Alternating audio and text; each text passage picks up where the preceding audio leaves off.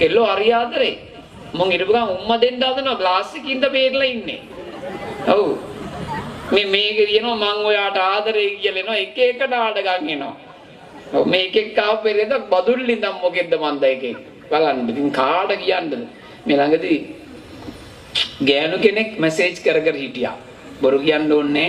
ඉතින් එක දිග හැලී එන්නේ. මම ඉතින් වගේ වටේ සෙල්ලන ඉන්නේ මගේ වටේ ඉන්නේ ඔක්කොම හවුදාය පොලිසියත් බොරු කියන්න ඕනේ නැහැ බොඩිගාඩ්ලා නැහැ.